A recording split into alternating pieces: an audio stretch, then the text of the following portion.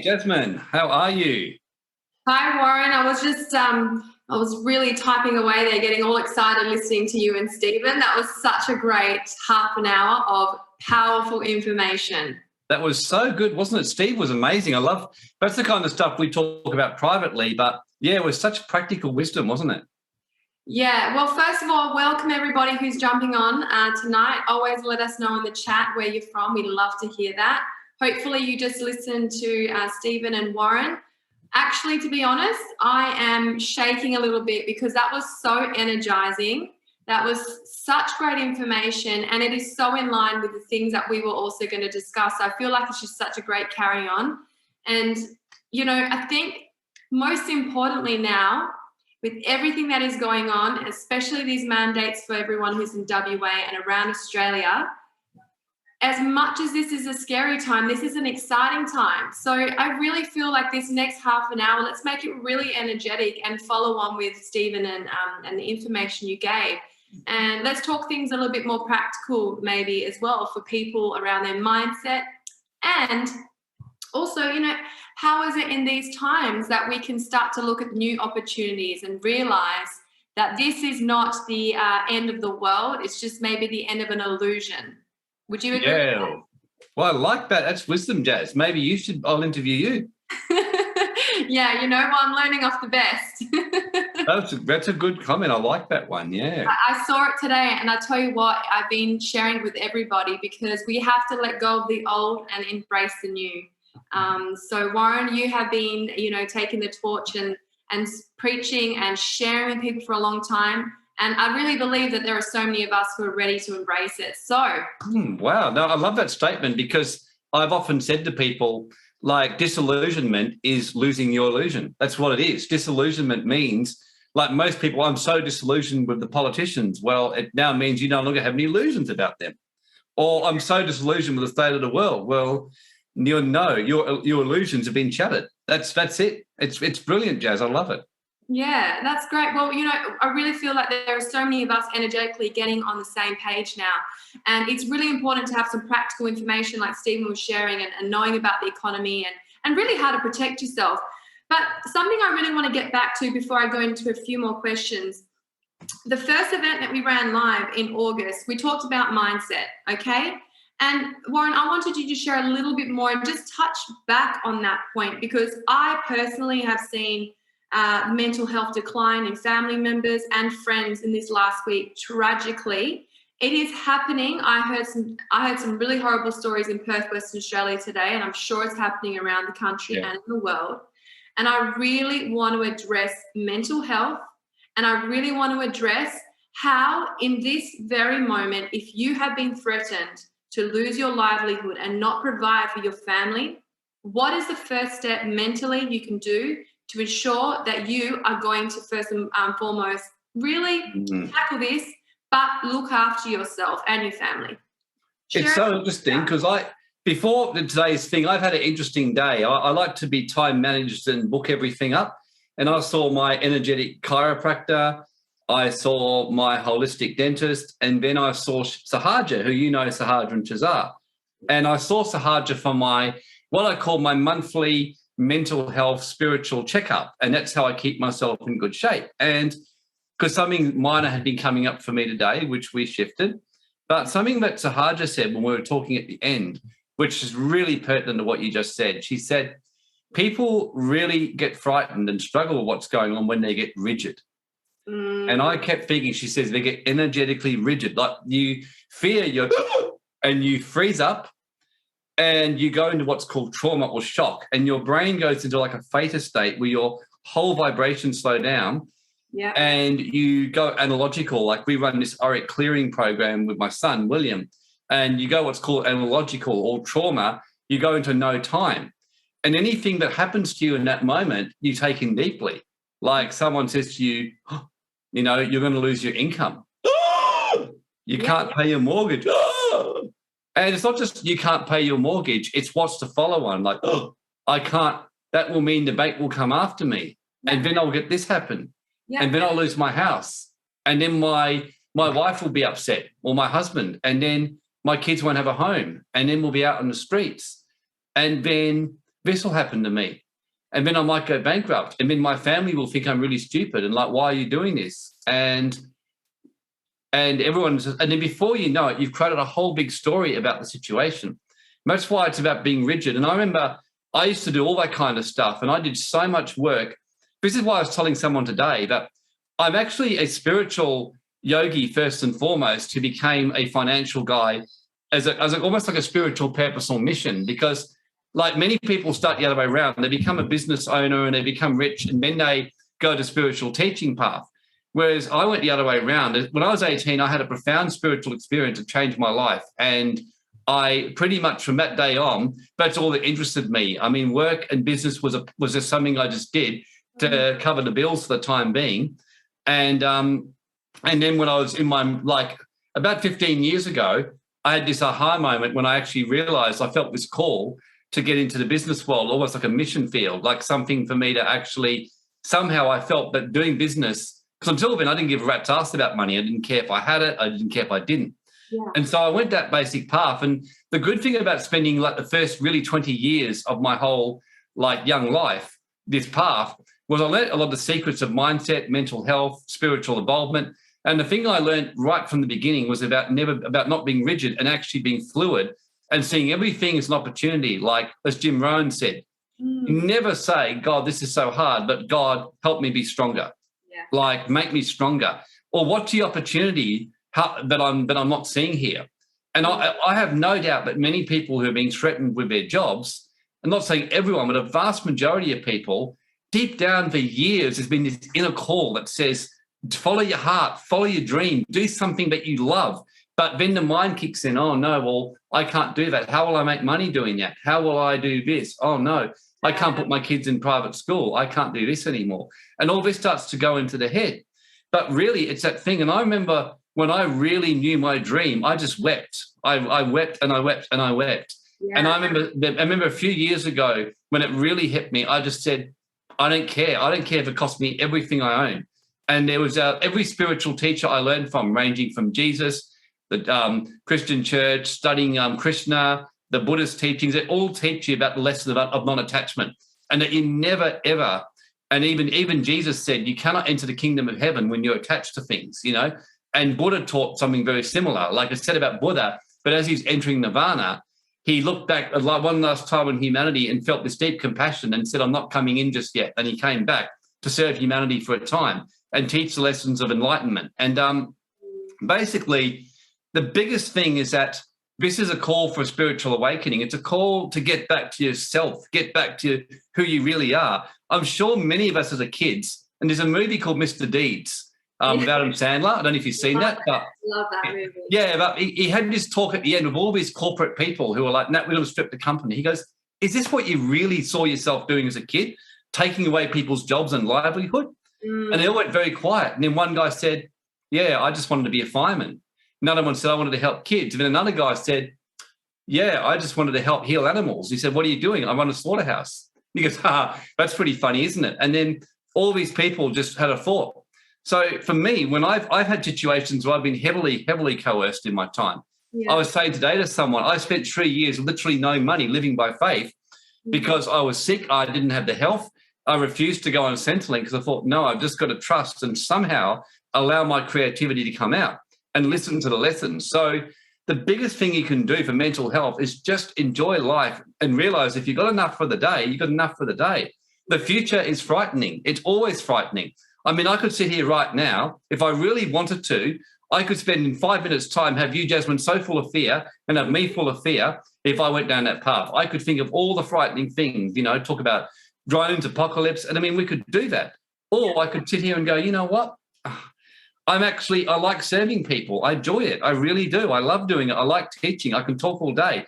I get excited when people listen and when you tell me how people's lives are changing. When you say the wisdom's rubbing off on you, I go, yes, I'm doing something that's actually meaningful. Whereas 4 years ago, I just hit a point where I thought, I'm a waste of fucking space on the planet. I actually did. And I remember thinking to myself, yeah, I'm a great accountant. I'm a great lawyer. I'm a great financial planner. But basically, that's code for I'm a fuckwit. And I said that to someone. They said, don't be so hard on yourself. No, I said, I'm being truthful. That's code for a fuckwit. I said, do you really want me? Can you imagine being when I passed on, that people say, oh, yeah, Warren Black was a really great guy and he had these lovely kids and, you know, he was a great accountant lawyer and helped people get out of paying tax. I'm like, fuck, that's just the stupidest life mission I've ever heard in my life. So I thought, there's got to be something more to life. And that was when 3.5 years ago, I had this major awakening where I had this enhanced spiritual experience, which just threw my life in the tailspin for months, where I encountered beings and I encountered all kinds of stuff happen to me and left me in shock. And I just said, you know what? I remember crying and crying for months because I just said, yeah, I don't want to do half the stuff I'm doing anymore. And I just walked for a time. I walked away from it all. I've actually stopped doing any accounting, doing anything, and just spent all my time in meditation and getting deep into what I really wanted to do. And I remember at times I thought there's no money coming in. I thought, I don't care. I thought, I don't care. I was just having this hunger within me to live a deeper purpose and a meaning in life. And it was so hungry, I didn't care anymore. I lost interest. I thought, I don't care. My kids will be fine. Everyone will be fine. It doesn't matter anymore. And all these people I felt responsible for. And then the weird thing was, after months of living like that, and money kind of just miraculously somehow kept coming in. I don't know how it did at times because I wasn't doing anything at the time, but little things would happen and some money would come in. And then before I knew it, I just felt about a few years ago at this point where like, actually now I want to do business. And then it just went boom. And it's like I did more in 2 years than I've done in about the last 30. And it was like, wow. And it's because everything I'm doing now, I'm doing because I believe in it. Like I run the Global Wealth Club because I'm absolutely passionate about helping people get sovereign and not be part of this fucked up new world order, you know, and build a financial sanctuary to help people practically. And that's because that's where many people are at. That's their number one fear and security. And then once they move beyond that illusion and realize that you're always provided for by God, the universe, when you're on your path, you're always provided for. No heavenly father or heavenly mother leaves their children looked after. You go to your next stage of evolution, your next illusion. But eventually you just realize that all along you're always cared for, and people start to realize that there's no greater path than a life of service. And I think many people will come out of this time living their dream and actually looking back, that was a fucked up time, but you know what? I'm actually living what my heart wants to do. Yeah. So what I'm saying is just let go of the illusions, let go of rigidity, and open your space up to some possibilities. Just what could this lead to for you? Get back to what you really want to do. If you just write poetry for the next 2 weeks, just write poetry for the next 2 weeks. For months, I was just playing music and just meditating and just writing poetry and going on the beach and just sitting there staring at the ocean and reading spiritual books for months. And I was hardly touching work. Occasionally I'd do a little bit of work just to remind myself I existed, and that was it. Yes. And weirdly enough, as I said, I was looked after. Everything just worked for me. People stepped up in my business, and before I knew it, they were doing all the work and I was doing nothing. And I thought, this is pretty cool. So one of the great Tao masters said that. He said, the secret to life, he said, is do nothing and it shall be done for you. In other words, just let the fuck go.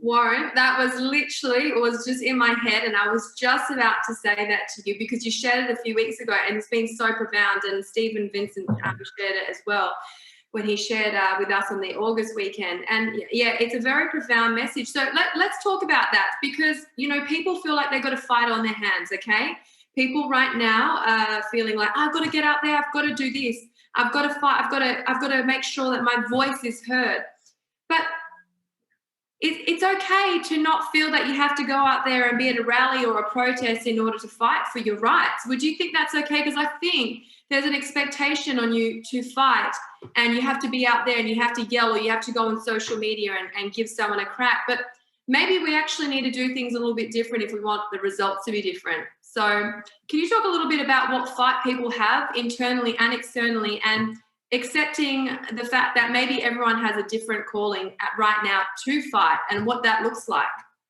Well, it's important to remember in the army, in any army, there's always different people. Like my father was in the army when he was younger, and I said to him, you're in the army, because my dad is like a professor.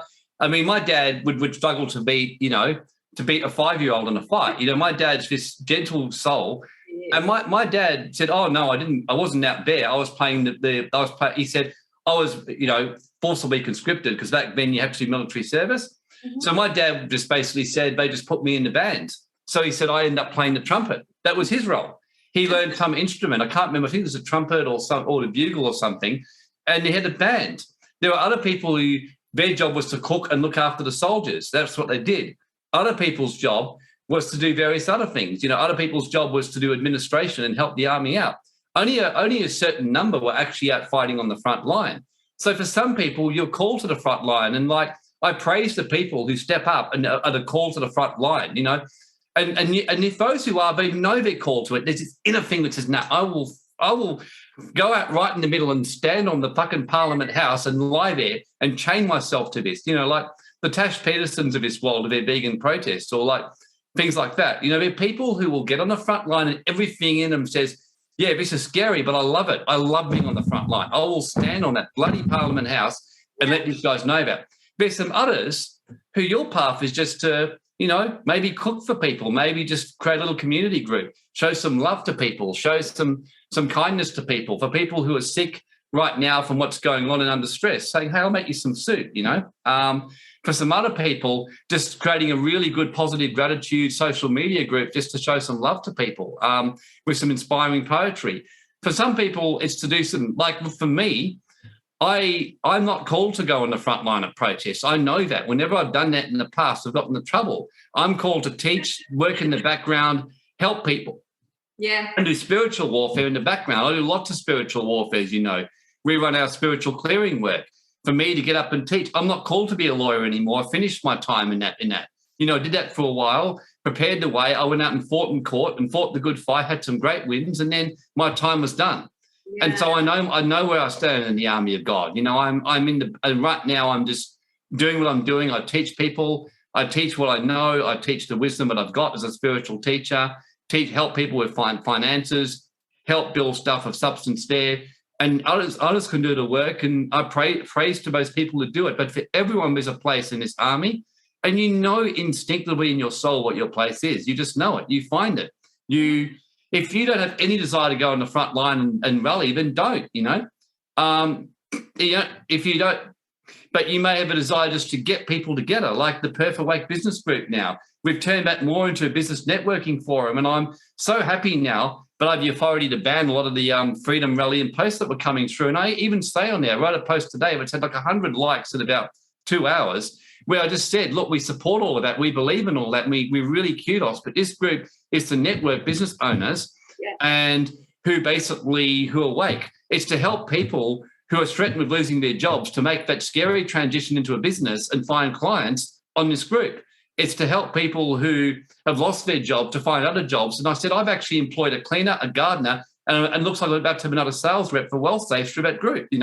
People who wanted to leave his job because he's a big company where he'll be jabbed and where he'll be able to get possible work with us. So this to me, this is a great service in the army of God. And I may not be out in the middle of the rallies, but I'm doing something that I know of value is helping people, and everyone can do that. Everyone. And you don't all have to be like what I'm doing or you're doing. Your role can be so small and so tiny in just making those soups and getting around to people and doing it. That's my comment there. Yeah, that's beautiful. Every person matters and every role matters, it all comes everyone. Sorry to interrupt you, but I love what Leanne said. She's a full-time hypnotherapist helping people with stress, anxiety. Now, that's a great, great service. There's someone like hypnotherapists or healers who are getting there one-on-one behind the scenes that no one sees, but they're making a difference. Every person that you help shift that stress and believe in themselves again, making a difference. That's exactly right. Yeah, I'd love for anyone else to comment to put in there what they feel that their role is at the moment. It'd be really nice to see that. And we had just at the top here, Dee Littlewood saying that, she's a teacher. She's going to have to let go of her job at the moment, but she's willing to do that because of her belief and not wanting to partake in a medical experiment. So, I have full respect for people who make that decision as well. Now, Warren, I just wanted to mention the word now about mandate. Like, what's the history of the word mandate? Why are they not using that the word that it's law, and why is it not passed through Parliament? Like, why is this all happening the way it's happening? Is it because the majority are just accepting it?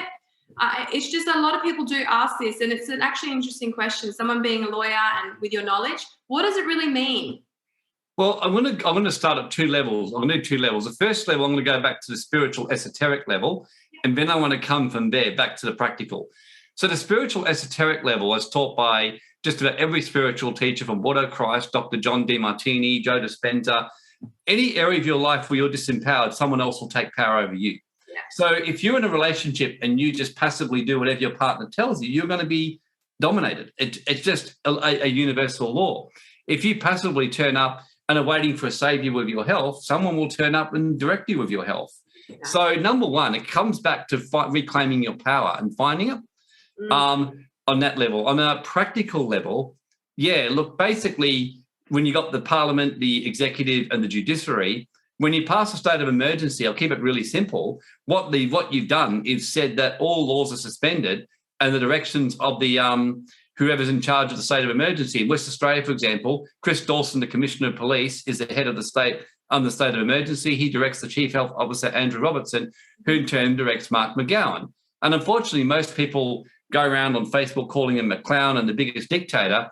Most like criticising, say, in our business, let's say they were criticising you for Global Wealth Corp's policy. And you'd be like, well, hang on a sec. I'm directed by Edward and he's directed by, say, Warren and Grace or whatever. Yeah. I'm just basically having to do what I'm doing in here or whatever else, you know.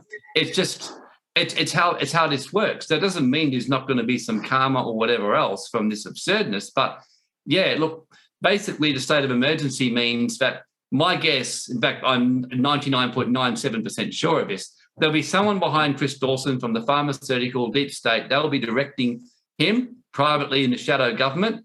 And then he'll be directing the Chief Health Officer, who will then be directing Mark McGowan. So it's a mandate just is because it's a order under martial law, which state of emergency basically is. So yes, you're living in a disempowered community in Australia, but it's been a convict colony since it was founded. It was founded under a constitution that clearly says that the Queen is our monarch and that the Governor-General is our representative in Australia, and then he appoints the Parliament. And people who say that's not really the case anymore go back to 1975 when Governor-General Kerr fired Whitlam. So Australia is just right now, but let the illusion live on, but right now we are a convict colony. I think we've got the best opportunity in the existence of our country to get the whole thing undone from the beginning and get a proper Bill of Rights and get a proper government in place, because right now we have no Bill of Rights. We never have. So people are living under the illusion the Constitution gives freedom. No, it does not. The Constitution is a monarchy, basically in a kind of written in a way that looks like it gives freedom, but it actually doesn't give a lot of freedom at all, because all the states retain most of their powers and the Commonwealth powers are limited. So yeah, the only thing that's going to change is getting empowered people who push back. And how do you push back? Take your place in the army of God. If you don't want to get jabbed, then don't. Just say, look, I don't know how I'm going to survive, but I'm going to get through this. And I can tell you now, as Stephen Pettit said before, if 20%, a workforce losing 20% of its best staff, it's going to hurt the companies. It's going to hurt. FIFO bosses are scared right now. They know deep down they're going to lose some people. Many businesses are nervous. Cafe owners are pushing back, you know.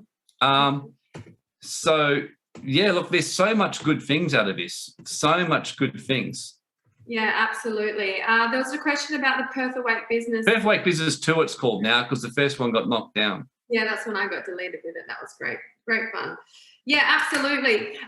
Look, I also just wanted to mention about, your belief system. And right now, many people are in awake groups, if that's what you want to call it, fear mongering. And you talk about, making sure you delete those people, get rid of it. And that's really important.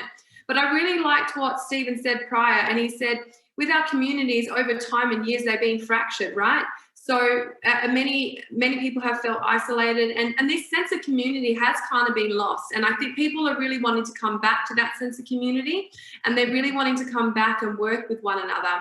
Now, since we have had a fractured community, and we have, also like the family unit has also been disturbed over time with propaganda and the courts and everything like that, I would highly encourage for people to start to connect with other people in your community. And Warren, have you been doing that as well besides the Perth Awake Business? And what do you see? Because I know you speak about the sovereign individual, that the right people and the right synergies are going to come together to create our own, new ways of doing things. Yeah, so what's your question? Sorry, Jess? Yeah, so if people are looking right now for a community of people, it's time to reach out. It's time to ask God for the right people to come into your life. Because we need to get back to be community-minded, to take care of one another and stop all this isolation and stop really giving into all the corporate entities. Would you think that is a fair statement? Oh, I think it's a very fair statement. Yeah, look, it comes back to this empowerment. I mean, I have a rule. I just won't let myself be extorted, you know? That's my rule. I just won't let myself be extorted. And I think that when you have that absolute definite statement, I heard of somebody who actually, they were told they had to get the jab, and they're one of the best employees of the company. And they just calmly said, I'm not doing it. So when do you want my resignation? I mean, I didn't expect it. And now they're trying to talk to them about finding a way to keep them on, you know? So look, it's my biggest concern with this whole thing is that, look, the fact that people are really complying so easily in Australia up until now, and now people are pushing back, but it could be a little too late. I'm not sure. But no better time than just to say, yeah, look, I know what it's like to have gone through financial hardship. It's not fun, but you actually come through it and you look back and you do find a way through it. You always do. Yeah, that's right. And you feel good about yourself for doing it. I felt really good about myself for standing true on my values, and, you know, situations where I had people coercing me for money or for jobs, and I just refused to go along with it. Absolutely.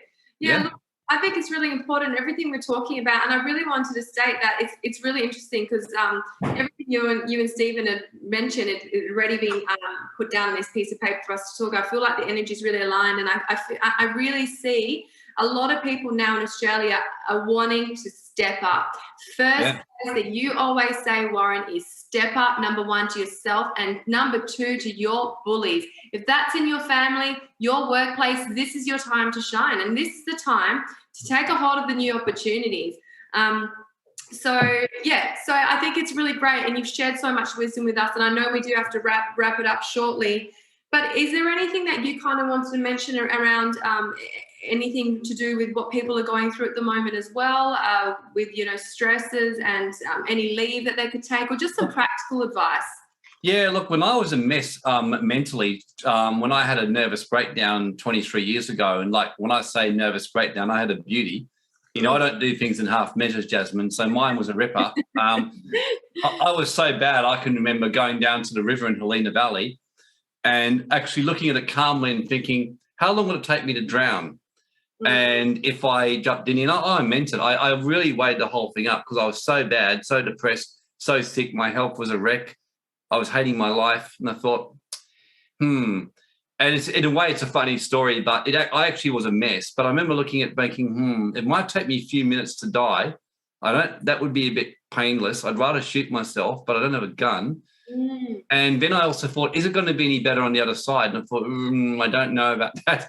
I don't think that escaping from it by doing that, you know, I have a feeling that the other side, it won't be any better. And if anything, maybe a bit more challenging. I thought, I want to have to sort this out. And that got me started. And I ended up going, and the first thing I did was actually owning up I needed help. Like actually owning up, I really need mental help. I need it. I really need it. And I told my mum, and for me to tell my mum, who I did everything not to tell her, because my mum and I had some challenges, but I was that bad. I actually told my mum, I need some mental help right now. And so my mum, credit to her, dropped everything and just said, look, you know, brought you into the world and we have our differences, but what do you need? And then she brought one of her best friends, and daily they came and spent time with me, helped me. And then I had my father turn up, and I remember that. Like, my father was really good because he's a practical guy. And where's my mum? And that gave me the feminine love and just a reassurance. My father says to me, well, whether you like it or not, you got to live with it and manage it. And I said, yeah, but it's so hard. He goes, well, it may be, but you still got to manage it. That was all he said to me. And I'm like, okay, any tips? And he goes, well, he said, my opinion, he goes, don't take antidepressants because that's just avoiding it for yourself. He said, go and see a good psychotherapist and do it quickly. He goes, I'm not the guy to help you. He said, and then he told me his own story that surprised me. He said, I had a mental breakdown completely when I was 30. I said, really? He goes, yeah. He said, a complete mess. He said, I was in such bad panic attacks. They were racing me into hospital with heart attacks that we thought, and I wasn't having anything wrong with me. He said, I couldn't go into a restaurant for more than 2 minutes. I'd freak out and say, someone's looking at me, and he'd run out. So my dad said he spent 3 years under a brilliant psychotherapist and just got him right on track. Wow. So he said, you just need someone to talk to, Warren. He said, that's all you need.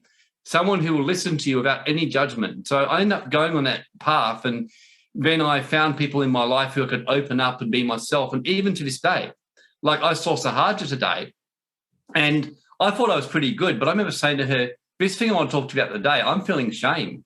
I'm scared to talk to you about it because I feel really yuck talking about this about myself. I feel like I'm a failure.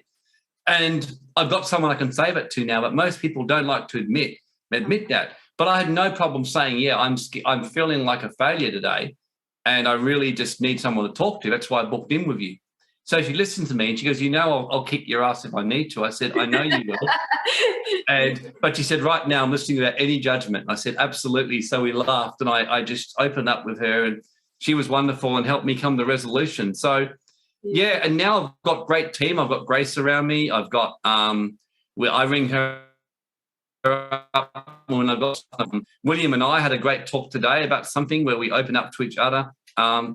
Yeah, look, right now is a good time to wear your heart in your sleeve a bit. Just open up how you're feeling. Like Celine Dion, yesterday's gone and I know it's true, but I will never get over you. You know, if you want to do that, you just do that. Or my heart will go on near, far, however you are, and I'll heal and my heart will go on and on.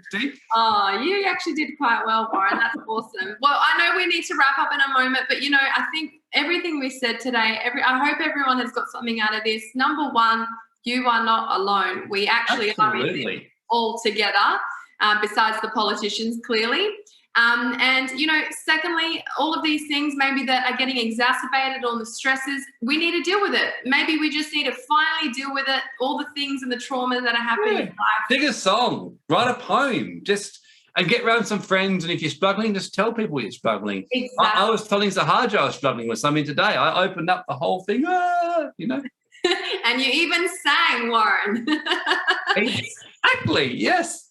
Got through it. So that is the most important thing, and we will get through it. And that's why we do what we do. And Warren, thank you so much once again for always wearing your heart on your sleeve and for being honest. And I've learned so much from you personally and from Grace and from the team. And I'm super grateful to be a part of the team. It gets me emotional because this is the time to stick it out with one another. And we've got good things that are ahead of us. And it will be rocky at some times, but we're going to make it through. Oh, absolutely. And yet next week we'll be talking some good practical tips around money and income. So next week we're going to start doing some live streams around income and some thoughts on that, preparing for our big event in about a month's time about income and crypto staking and all kinds of different ways to start bringing you some good money. So thank you, Jasmin. Thank you, everyone. And I shall see you all next time. See you next week. Thanks, everybody. Take care. Ciao. Bye. Need to kick the habit that my mind is breathing in.